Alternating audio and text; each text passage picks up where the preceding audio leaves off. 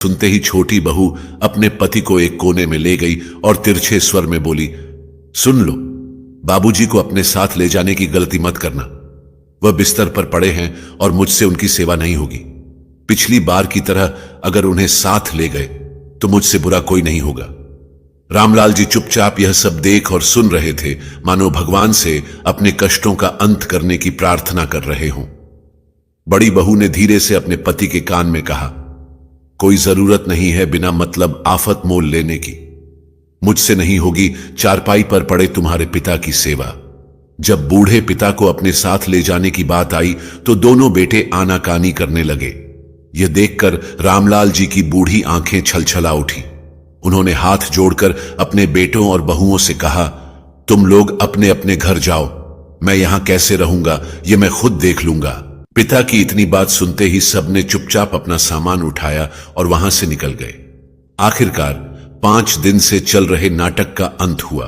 2-3 दिन और बीते तो रामलाल जी की हालत में थोड़ा सुधार हुआ, लेकिन अब वह गंभीर सोच में डूबे रहते। वह बार बार अपनी दिवंगत पत्नी धर्मवती की तस्वीर से बात करते हुए कहते, यही है हमारी औलाद। अगर औलाद ऐसी होती है तो इंसान बेऔलाद ही बेहतर है। यही वे बेटे थे जिनकी ख्वाहिशें पूरी करने में मैंने कभी कमी नहीं छोड़ी। उनके लिए वर्षों की तपस्या में खुद को झोंक दिया, लेकिन मैंने कभी उन्हें मेरी कठिनाइयों का आभास भी नहीं होने दिया। रामलाल जी के मन में वे कड़वे पल बार बार आते। आज यही बेटे मेरे जीते जी कफन और चिता मंगवाकर मेरे मरने का इंतजार कर रहे थे, और जब उनकी उम्मीदें अधूरी रह गईं तो मुझे अनाथ कर चले गए। उनकी उपेक्षा ने वृद्धावस्था के हर कदम पर मेरे स्वाभिमान को आहत किया। अब मैं जीते जी खुद को मृत महसूस कर रहा हूं।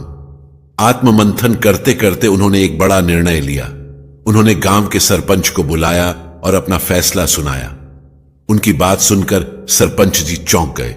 उन्होंने कहा, रामलाल, ऐसा फैसला लेने से पहले एक बार और सोच लो। रामलाल जी ने शांत स्वर में उत्तर दिया, बहुत सोच विचार कर और दिल पर पत्थर रखकर ही यह फैसला लिया है। मेरी अपनी औलाद की उपेक्षा ने मुझे अंदर से इस कदर तोड़ दिया है कि अब मेरे पास और कोई रास्ता नहीं बचा।